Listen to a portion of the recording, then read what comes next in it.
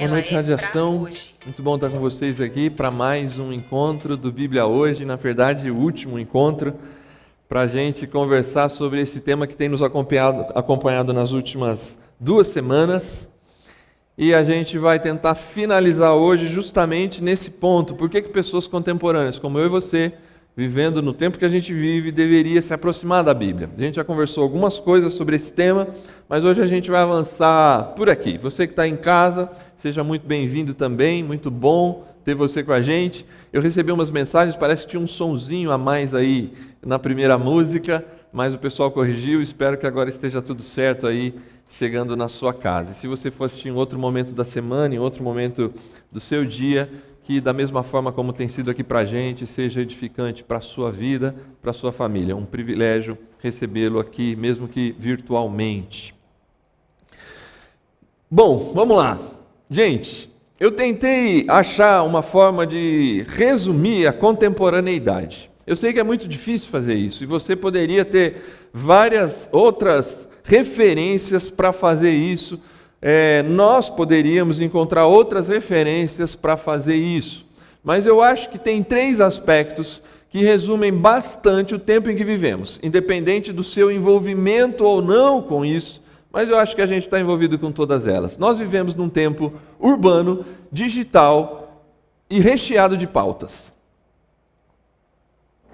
Eu acho que essas 3 características, a urbanidade, o mundo digital e as pautas, nós estamos vivendo um tempo que isso se prolifera e isso é muito presente. Esses 3 temas são temas que definem, pelo menos hoje aqui para a gente, o contemporâneo, a vida de gente como eu e você. Por exemplo, a ONU já falava em 2019 que 55% da população já vive em cidades. Nós temos uma previsão até 2050 de 70% a 80% das pessoas vivendo em cidades. O que isso quer dizer? O que isso aponta?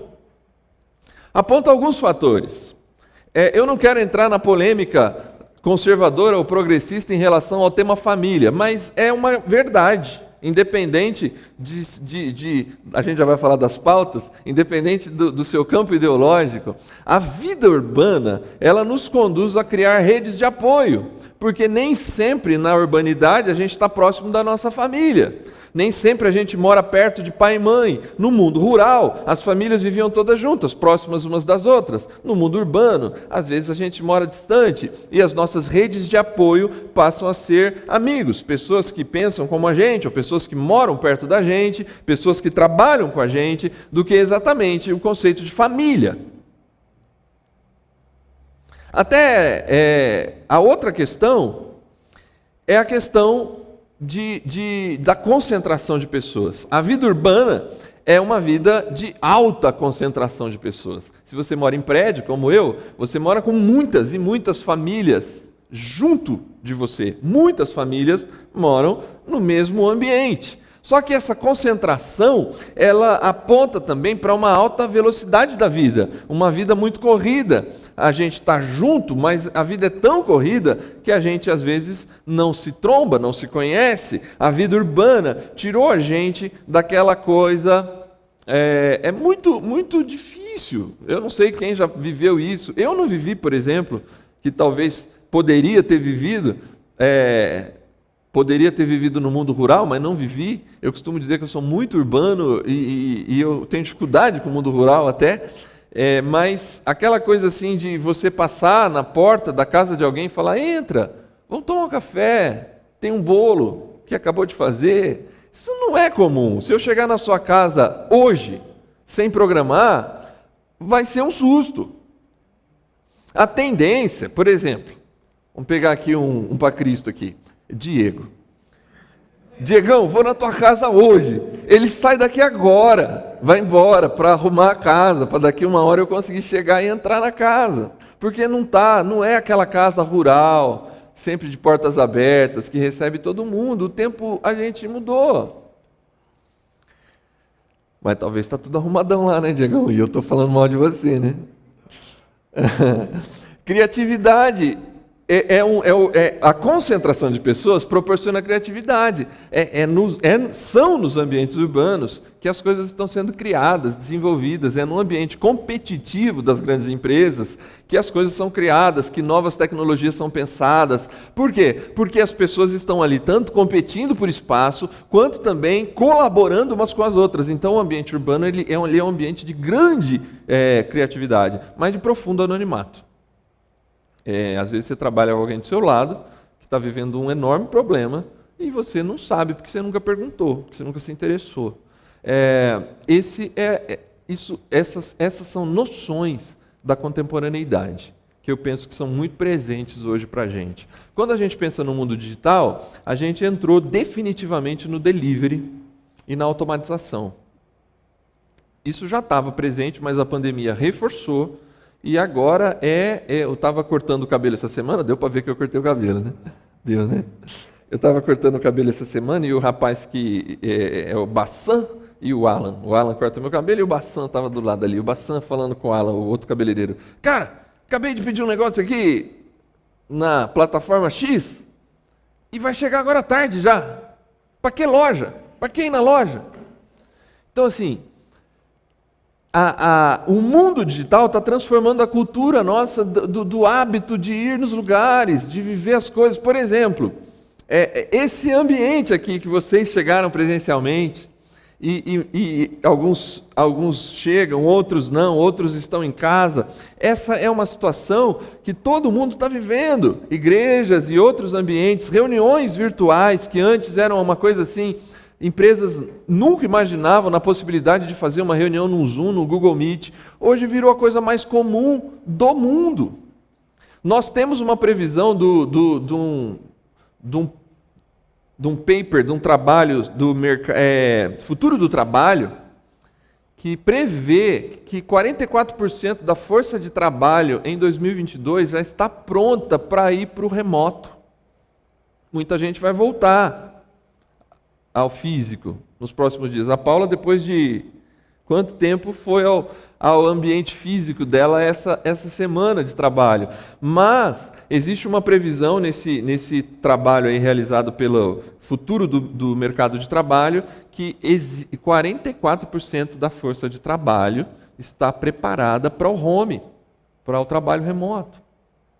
E a preocupação do mundo digital, nesse mundo que está virando desse jeito, é o lance de como conectar pessoas. A gente se conecta pelas redes, a gente fala de redes, a gente está aqui falando com a rede, a gente tem as preocupações com o Instagram, com o Twitter, dependendo da idade, com o Facebook, e por aí vai. E outras redes, Twitch, e sei lá quantas mais surgindo. E agora, esse desafio da conexão, porque cada vez mais a gente se isola, as conversas são todas a partir da rede, um novo hábito de relação está acontecendo cada vez mais, e a gente não sabe onde vai parar. A gente está vendo, deve ser uma das séries do ano que vem no Radiação, que a gente já vem programando, para a gente falar sobre o metaverso.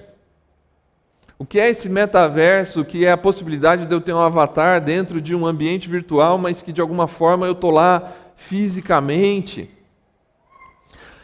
Esse é o tempo que a gente está vivendo, esse é o tempo que os nossos filhos e nós mesmos já estamos, e a gente vai crescer, os nossos filhos vão crescer num tempo como esse. E as pautas.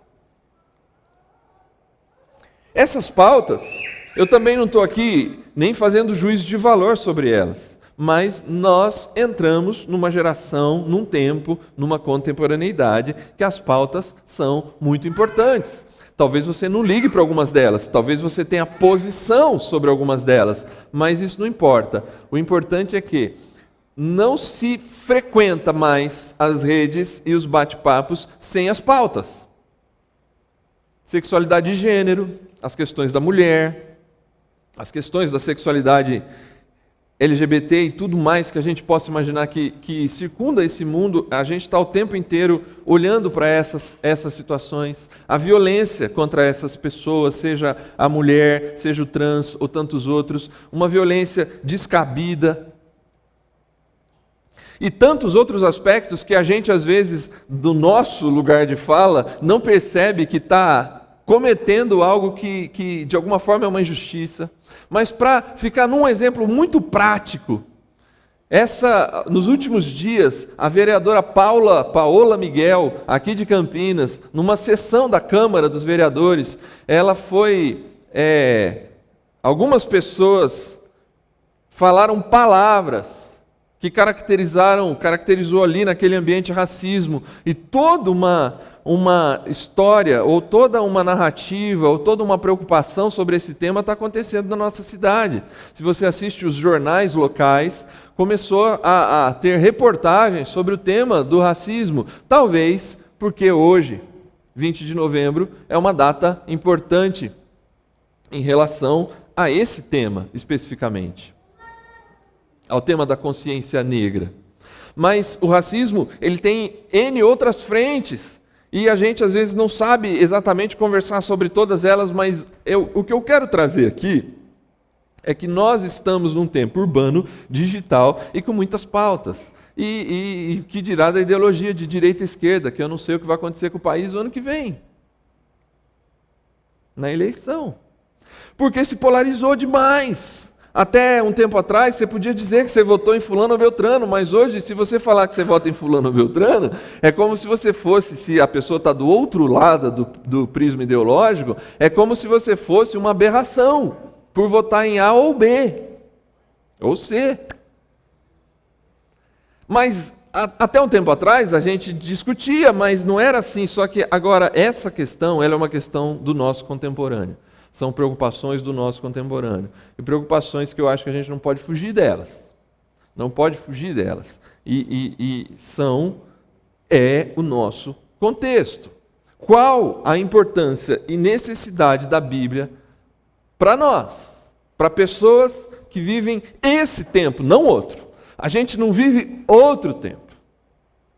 Alguns, talvez, são saudosistas, né? Era melhor quando era assim. Mas então, nós não estamos lá e assim, nós estamos aqui e desse jeito. Esse é o nosso tempo. E a gente está falando de Bíblia hoje. Como essas realidades e por que vale a pena defender o valor da Bíblia a partir dessas realidades muito próprias do século XXI. E é nesse tempo que a gente está. Eu queria caminhar com vocês num último texto dessa reflexão, dessa série. Ao longo dos 2 primeiros episódios, se você não assistiu, eu te convido a assistir. Eu te convido a olhar lá o episódio 1 e o episódio 2 da série Bíblia Hoje. Mas a gente veio defendendo que a Bíblia é um espaço, é um livro, é um material, é uma forma, é um meio que Deus decidiu se revelar. E Deus decide se revelar, e a Bíblia ela vai apontando para Jesus como a palavra. E na Bíblia nós podemos ter revelado a palavra encarnada, Jesus, para mim e para você, e o quanto ele impacta, e o quanto ele tem preocupações e amor por nós.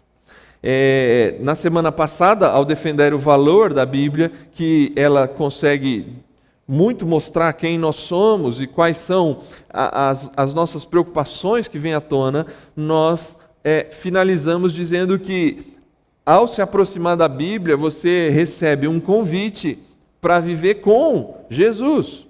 Eu sei, nos podcasts a gente tem entrado um pouco em aspectos mais técnicos e detalhados. É óbvio que a Bíblia é muito ampla, mas eu acho que essa percepção do interesse da Bíblia, tanto da sua revelação, ela é revelação, Deus se revelou, Deus decidiu se tornar conhecido de seres humanos, Deus decidiu se mostrar.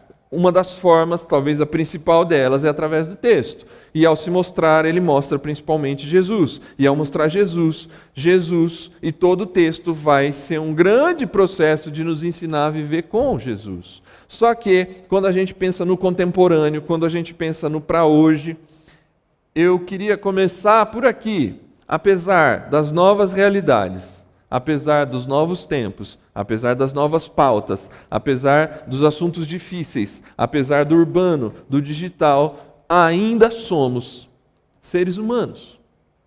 Ainda somos seres humanos. Um texto que vai nos ajudar a entender a Bíblia para hoje, nessa perspectiva de sermos humanos, é esse texto aqui. A gente já leu esse texto aqui uma vez, numa outra situação, num outro contexto, mas eu queria retomá-lo sob o ponto de vista desses aspectos que a gente vem falando até agora. É um texto, na verdade, é uma parábola, uma história que Jesus conta, e eu acho muito interessante. Vamos ler, que eu acho que ele diz por si só. Certo dia, uma grande multidão, vindo de várias cidades, juntou-se para ouvir Jesus, e ele lhes contou uma parábola. Um lavrador saiu para semear.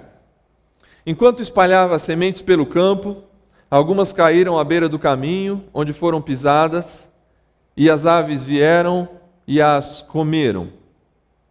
Outras caíram entre as pedras e começaram a crescer, mas as plantas logo murcharam por falta de umidade. Outras sementes caíram entre os espinhos, que cresceram com elas e sufocaram os brotos.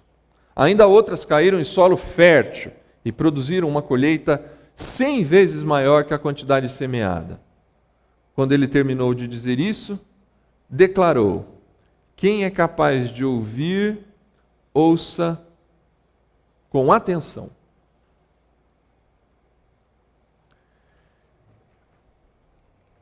Jesus sempre foi muito bom de contar histórias. E Jesus está num tempo rural e não urbano.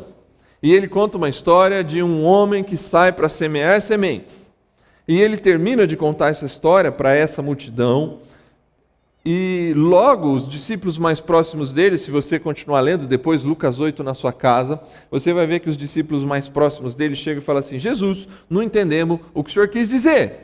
É uma preocupação muito contemporânea também, do fato das dificuldades da gente entender o que a Bíblia diz. E eles dizem assim: a gente não entendeu o que o senhor disse, o senhor pode esclarecer para a gente. E aí, se você for até Lucas 8, eu preciso abrir esse parênteses, senão você vai ficar bem chateado assim, com o texto que eu vou usar, que eu vou pular uma parte do texto. Mas no meio desse texto, Jesus diz assim: eu falo por parábolas, para que quem ouça não escute, e quem veja não enxergue, e quem não entenda continue sem entender.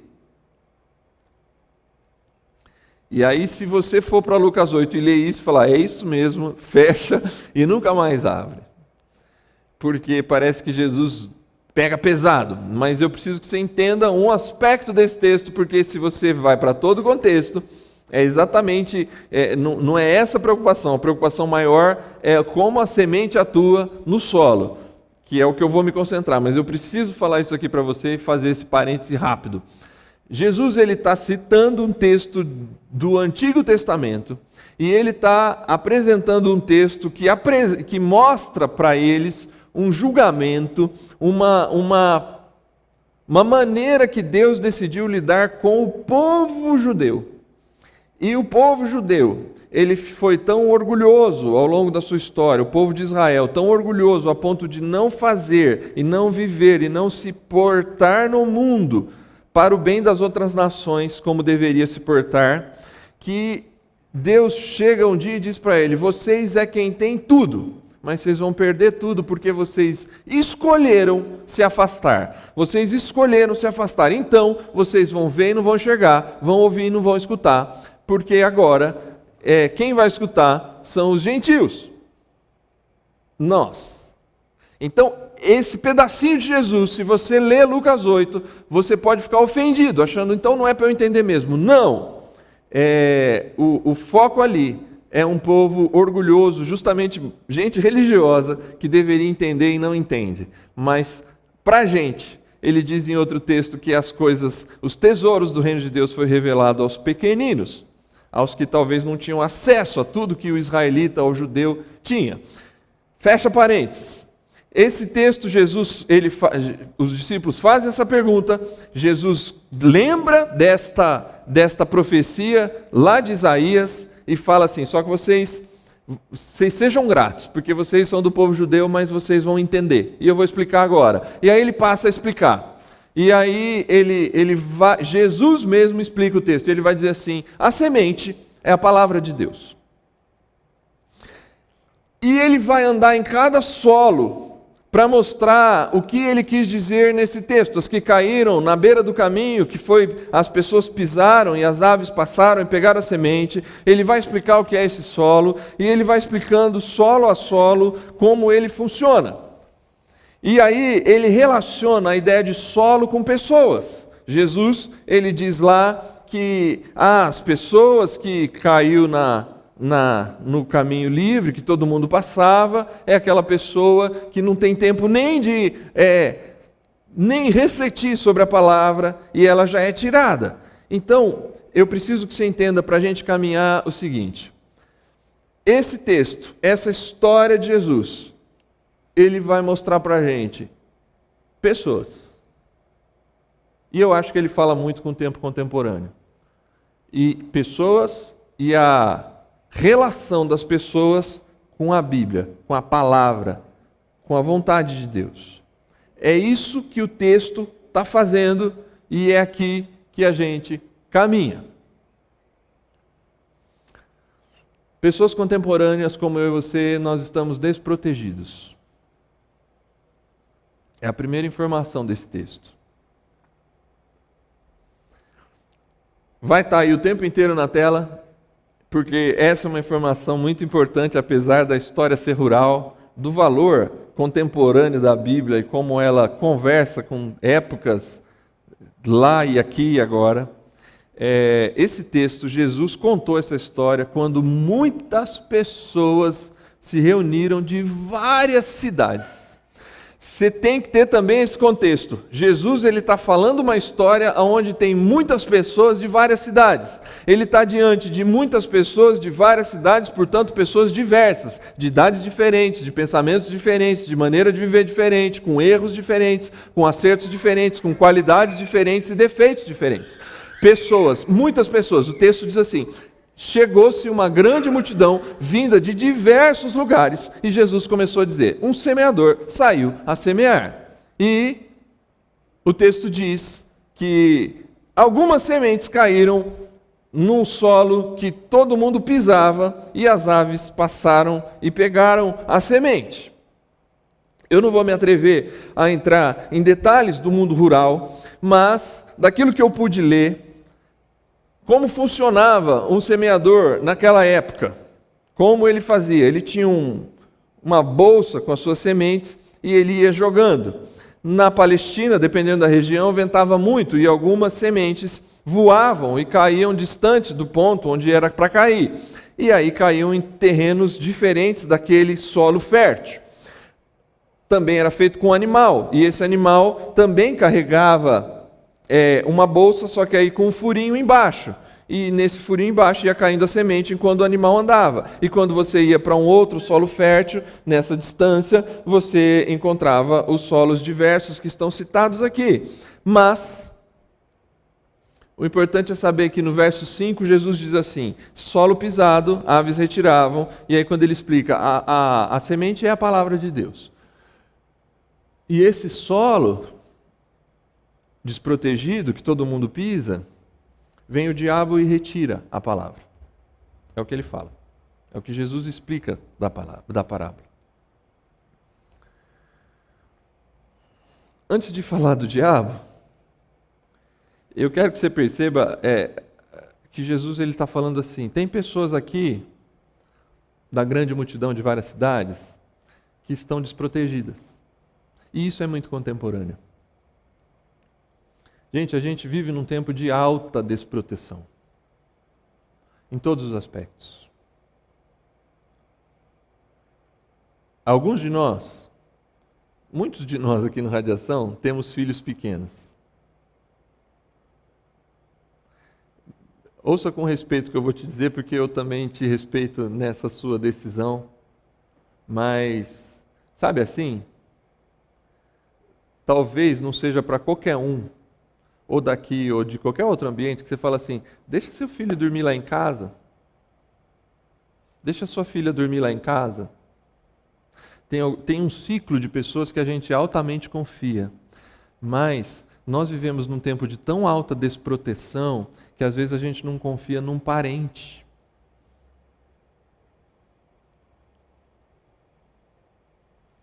Nós vivemos um tempo de tantas verdades e falsas verdades, e a gente já não sabe mais o que é e o que não é.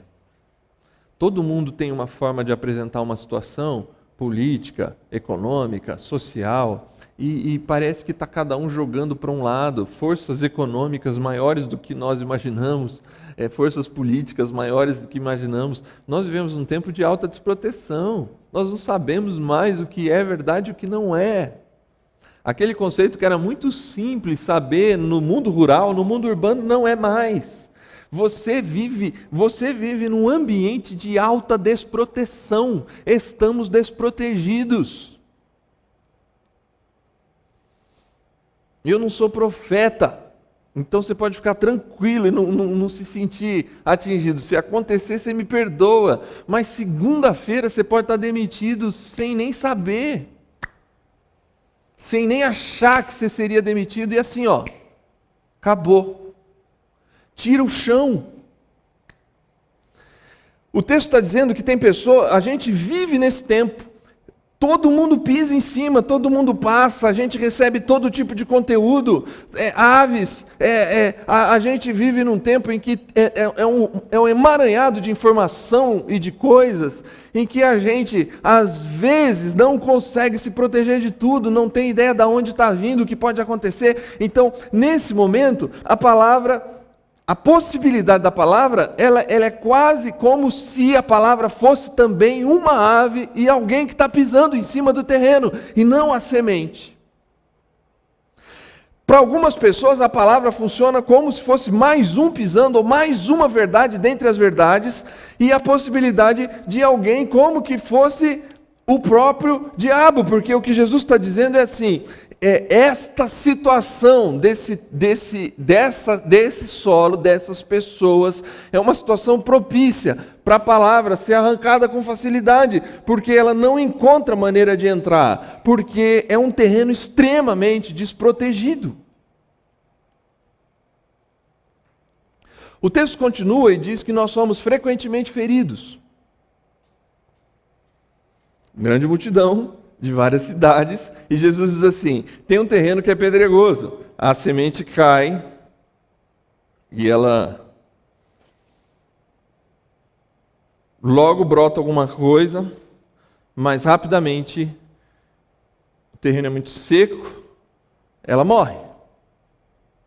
Isso é o que diz no verso 6. Quando Jesus explica no verso 13, ele vai dizer assim, o terreno, solo pedregoso, são aquelas pessoas que recebem a palavra, mas diante das provações da vida e dos problemas da vida, elas se afastam.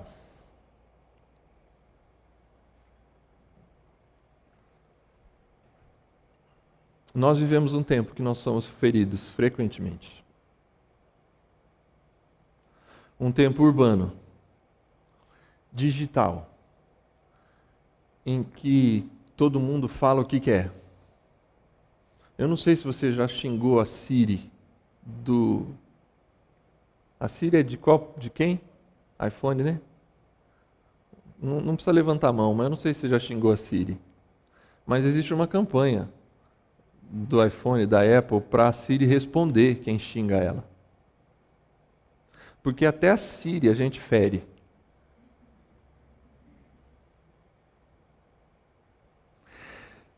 Nós nos ferimos uns aos outros com muita facilidade. Você pode estar aqui hoje, agora, chateado com um parente, chateado com um amigo. Porque algumas pedras entraram no seu terreno.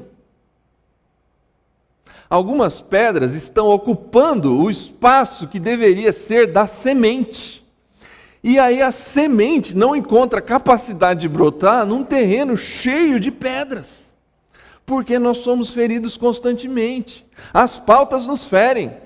Eu não sei se tem alguém assim nessa situação, mas tem algumas pessoas que, por conta de algumas das pautas, não conversam mais com pais. Perderam relação, não tem como ficar no grupo do WhatsApp, porque não é possível estabelecer um diálogo, porque não há mais respeito, não há possibilidade, isso fere, isso machuca, Porque por mais que eu acho que eu tenho razão, e por mais que o outro ache que tem razão, é assim. Não sei se a frase é exatamente essa, mas eu tenho ouvido da minha esposa algumas vezes. Eu não sei mais se eu quero ter razão ou se eu quero ter paz, ser feliz. Ter razão ou ser feliz. Porque, no fim das contas, mesmo que um ou outro esteja certo, ou talvez nenhum dos dois está certo, mas a questão não é saber quem está certo. A questão é saber que o mais importante, que é relacionamento, pessoas, conexão, a gente está se virando por conta das feridas. E as pedras não estão sendo retiradas. E num terreno cheio de pedra, a gente considera a palavra de Deus mais uma pedra. Porque alguns textos são duros e parecem pedras. Mas eu te convido a se aproximar da Bíblia hoje, porque você vai perceber, por exemplo, eu vou pegar um profeta. Alguns acadêmicos costumam dizer que o Deus do Antigo Testamento não é o Deus do Novo Testamento, porque o Deus do Antigo Testamento é pesado. Eu tinha um hábito na minha adolescência, logo que eu me aproximei do Evangelho de verdade. Vocês sabem, eu nasci numa família cristã, mas eu me aproximei do Evangelho aos 13, aos 14 anos, assim, de decisão pessoal. E eu tinha um hábito que, na verdade, eu pouco tenho hoje e desaconselho, que era abrir a Bíblia para ver o que Deus ia falar. Gente, só caía em pancada. Isaías, Jeremias e Ezequiel são profetas muito grandes, e eles ocupam um pedaço grande da Bíblia, e sempre vinha um negócio pesado. E a gente acha que é pesado por causa desses textos, mas, gente, Oséias é um desses livros pesados, e Oséias, ele diz assim num dado momento, eu te amei com amor eterno, com laços de amor eu te atraí. Você, quando era menino, ainda antes do Egito, eu vi você dar os primeiros passos e eu te carreguei no colo.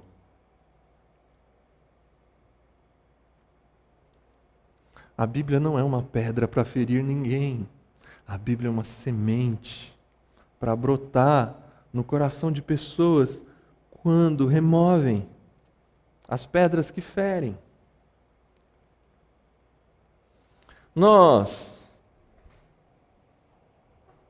estamos numa outra situação, num tempo contemporâneo, que é a vida ilusória. Grande multidão de várias cidades. E Jesus diz assim, outra semente caiu no meio dos espinhos.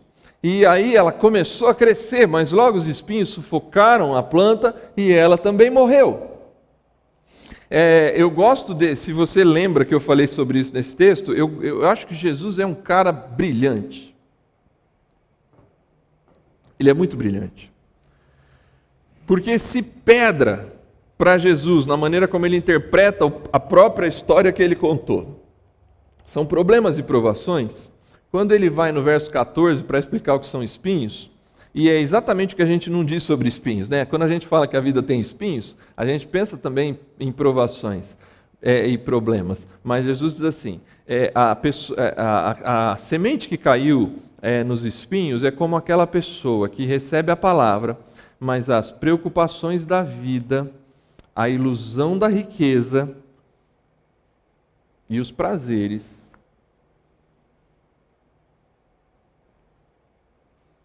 faz com que a palavra morra. O tempo contemporâneo é um tempo de muita ilusão. A ideia de criar um avatar em que eu poderei ser o que eu não sou. Aliás, a gente já é o que a gente não é na rede social, né? A gente já é o que a gente não é na rede social. A gente vive um tempo de fantasia, de máscaras, de ilusões. E essas ilusões, elas não preenchem o espaço que a semente deveria preencher. Preocupações, ilusão com as riquezas e prazeres. Essas coisas são importantes? Eu acho que são, tanto quanto os problemas. Problemas estão aí para nos fazer amadurecer também. Mas vamos parar de falar das coisas ruins, falar das coisas boas. Poxa, qual o problema da riqueza? Qual o problema de eu me preocupar se vai dar certo o negócio que eu estou projetando? Qual o problema das minhas preocupações com as minhas férias? Nenhum. Ou todos. Porque eles não podem ocupar o centro da sua vida. Porque no dia que eles ocupam o centro da sua vida, eles não vão cumprir o papel que eles precisavam cumprir, porque eles são ilusão. Eu conheço algumas pessoas muito ricas e muito frustradas. Eu conheço pessoas que lutaram para alcançar o que gostariam de alcançar, chegaram lá e não se sentem realizadas. Por quê? Deveriam se sentir em algum aspecto, porque aquilo foi muito importante, mas o problema é quando colocou todo o coração, a gente falou disso na série Prisões do Coração, né? Quando colocou todo o coração nessas coisas, porque essas coisas são ilusórias. No fim das contas, o que conta, quando a gente está no leito de morte, ou quando o avião está caindo, ou quando a situação ficou difícil demais, no fim das contas, as lembranças que vêm na nossa cabeça é mamãe e papai, é as relações, as brigas que a gente arrumou, as pessoas. A gente pensa nas pessoas. As pessoas são importantes. As pessoas são o mais importante. Quando a gente passa na possibilidade, um dia aqui na nossa ceia, o El nos surpreendeu pegando o microfone para agradecer do cuidado que a gente teve com ele e com a Lloyd quando eles passaram a Covid. Mas eu sei um pouco também o quanto eles estavam preocupados um com o outro, porque um no hospital, o outro no outro. E ali não importava conta para pagar, não importava dinheiro no banco, não importava as férias, só importava se ver de novo. Só importava se ver de novo. Só importava pegar o Arthur no colo. Era só o que passava na cabeça. Era só o que passava na cabeça, porque dinheiro, preocupação com a vida e prazer são ilusões. São boas? São. Mas são espinhos que precisam ser podados. Porque espinho você não vai tirar da vida e nem da plantação. Quem é da roça sabe disso melhor que eu. Tem que podar. Ele vai estar ali. Eu daqui a pouco vou para Natal com a minha família. E vou feliz da vida. Mas poda. Poda porque é ilusão. Esse é o tempo que a gente vive, gente. Nós estamos desprotegidos, nós somos constantemente feridos e nós estamos iludidos. Esse é o tempo contemporâneo de urbanidade digital e pautas. O que mais importa está sendo confundido. E a própria semente é confundida com tudo isso.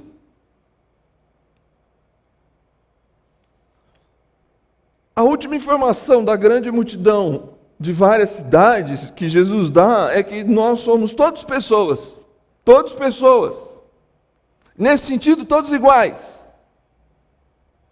Nesse sentido, não importa se você nasceu ou viveu em 1920 ou 1750, ou se você está vivendo em 2021.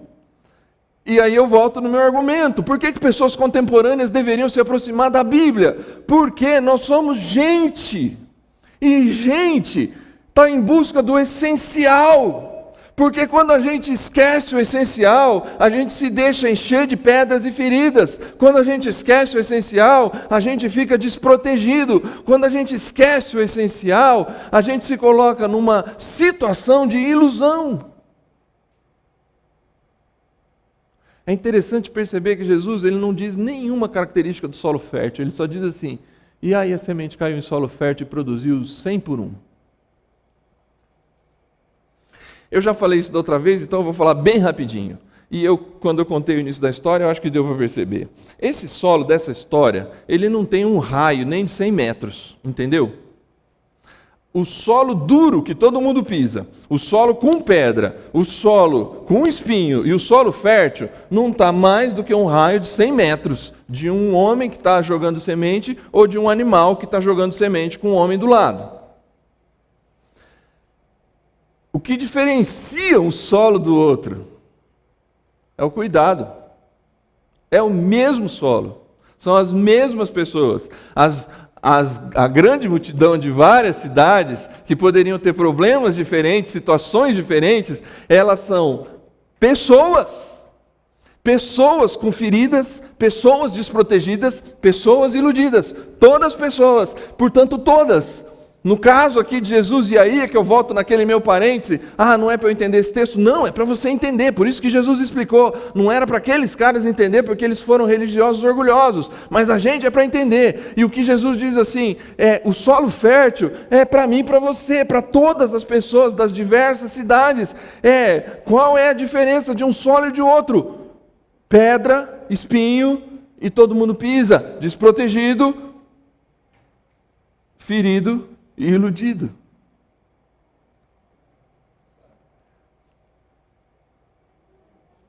Tá bom. Aí você me pergunta assim, tá bom, aceito. Como é que pessoas contemporâneas se aproximam do texto? Para, em vez de deixar criar no solo do nosso coração coisas que só trarão dor, amargura, preocupações e ilusões. E como é que eu me aproximo da Bíblia hoje? É interessante perceber que no texto de Lucas, no verso 16 ou 17, quando ele vai dizer assim, olha, as pessoas que são solo fértil, elas de bom coração ouviram. A primeira informação que o texto dá, de bom coração ouviram. Eu sei que eu e você, como pessoas contemporâneas, quem está assistindo a gente em casa junto com a gente agora ou vai ver depois. Eu sei que muitas pessoas vão continuar achando melhor viver desprotegidas, feridas e desiludidas. E iludidas.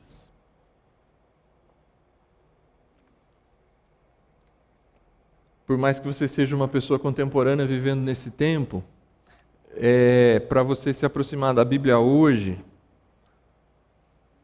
de uma forma a combater essas questões do tempo contemporâneo e se apropriar daquilo que a Bíblia pode fazer, é a humildade. O primeiro passo é a humildade de entender assim, eu preciso da semente da palavra.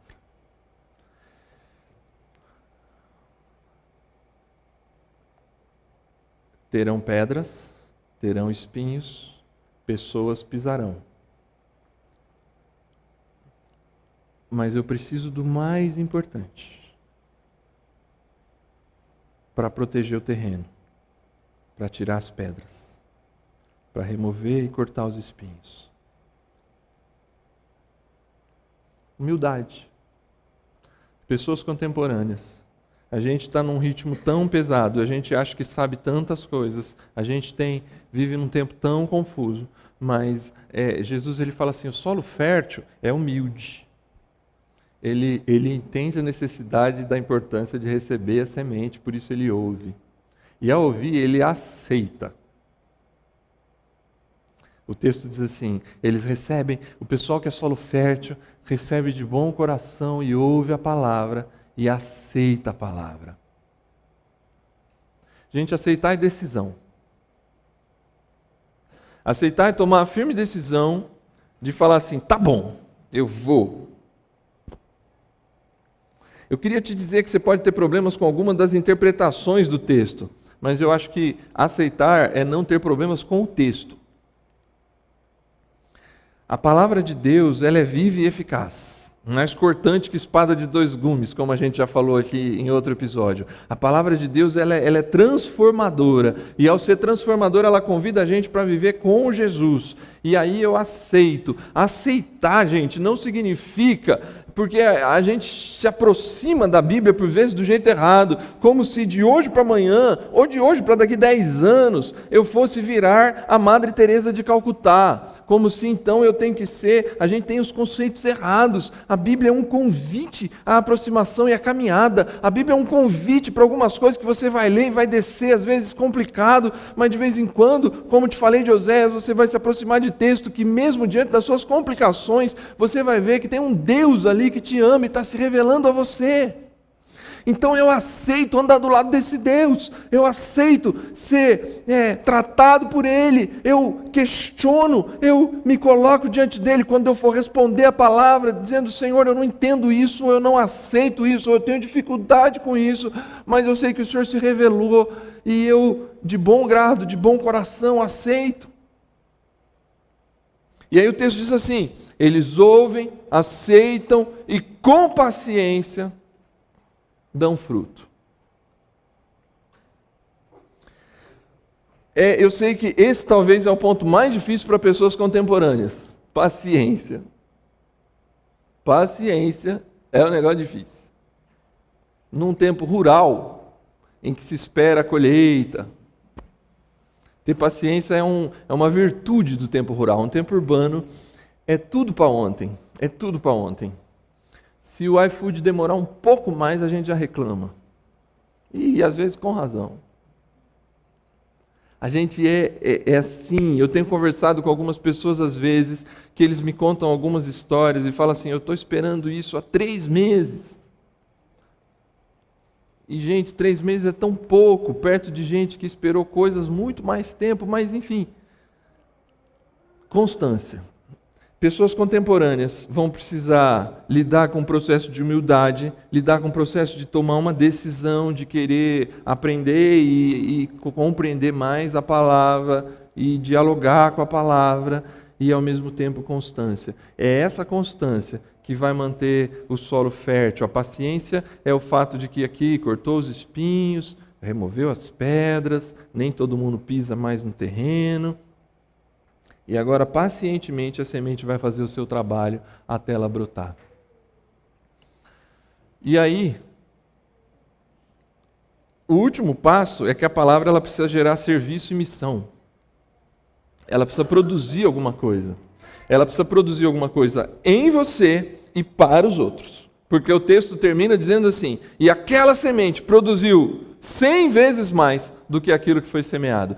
Quando a gente se aproxima com humildade, num processo de aceitar, num processo de constância, a gente vai entrar obrigatoriamente, ou deveria entrar, num processo de serviço ou missão, produzir. Isso vai fazer bem para o solo se enriquece, a planta cresce, e essa planta da palavra que cresceu a partir do seu solo, é essa palavra que vai gerar fruto a mais de 100, para outras pessoas se alimentarem daquilo, para outras pessoas serem alcançadas por aquilo, para outras pessoas verem como a sua vida frutificou.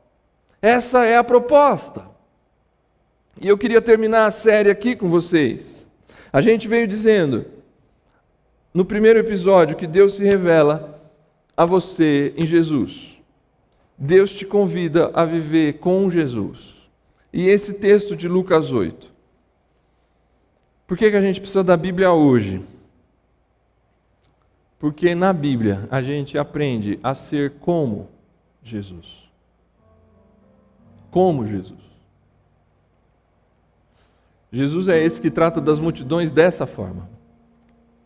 Jesus é esse que, ao ver uma grande multidão de diversas cidades, ele se coloca de uma forma a mostrar para eles assim: vocês estão desprotegidos, feridos, iludidos, mas vocês podem ser solo fértil. Ser como Jesus é olhar para a mulher pega em adultério e falar assim: eu não vou te condenar.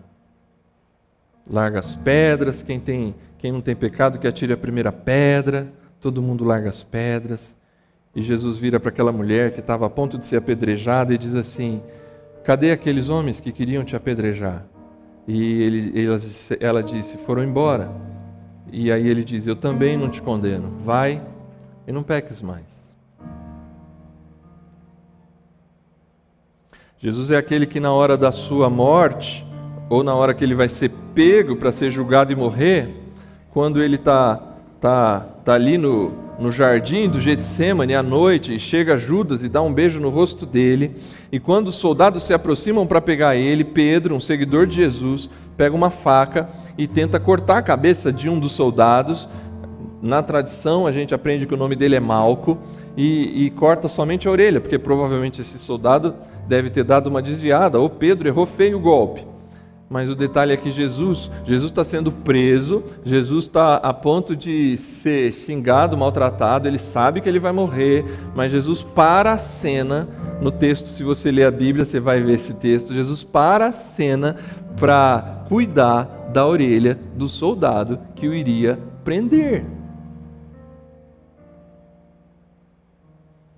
Jesus, quando alguns outros discípulos falam, mestre, tem uns caras ali fazendo as coisas que a gente faz, e eles não podem fazer como a gente faz, vamos mandar parar. E Jesus fala, vocês não sabem de que reino eu sou.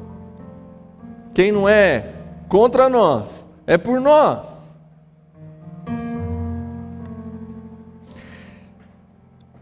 A Bíblia é um convite a ser como Jesus. Porque pessoas contemporâneas, pessoas de amanhã, pessoas de ontem, se nós conseguíssemos se aproximar daquilo que Jesus foi, o mundo seria um lugar melhor. Porque ao ser como Jesus foi, ao amar como Jesus amou, ao perdoar como Jesus perdoou, ao confrontar como Jesus confrontou, ao lidar com as pessoas como Jesus lidou, talvez a gente não resolveria todos os problemas do mundo, mas a gente seria mais feliz, mesmo com menos razão. A Bíblia é um convite a se parecer com Jesus. Cada vez que você se aproximar dela, você tem essa possibilidade. O Lucas 8 termina exatamente assim. Depois de toda a história, Jesus conta, e aí alguém chega e diz para Jesus, quando ele está lá com seus discípulos, outras pessoas já chegaram, alguém vem e fala assim, mestre, Jesus, tua mãe, teus irmãos estão aí fora, eles querem vê-lo. Essa é uma outra resposta de Jesus que parece que ele foi mal educado, mas ele não foi. É porque ele está no contexto aí dessa história que ele está contando. E ele fala assim, minha mãe e meus irmãos são aqueles que ouvem a palavra de Deus e a praticam. Ele não está desprezando a mãe e os irmãos. Ele só está com uma visão um pouco mais ampla do fato assim, gente, minha mãe e meus irmãos é quem está me ouvindo aqui, ó. É quem está praticando o que eu estou falando. É quem está sendo transformado pelo que eu estou fazendo. A Bíblia, a presença de Jesus, o amor de Jesus, a palavra de Deus, quando você se apropria e se aproxima dela, com ouvidos atentos, com uma capacidade de aceitação, com uma disposição de ter paciência, você começa a ser transformado, e você de glória em glória, de problema em problema, de lazer em lazer, de vitória em vitória, de pisão em pisão, de pedra em pedra, de alegria em alegria, você passa a se parecer mais com Jesus, mais com Jesus, mais com Jesus. A Bíblia é para hoje, a Bíblia é para mim e para você, porque ela revela o amor de Deus em Jesus, ela nos convida a viver com Jesus, e ela também é um forte convite para nós sermos pessoas contemporâneas, como Jesus, não como os religiosos de lá e então, mas como Jesus. Esse é o convite da palavra de Deus. Deus te abençoe.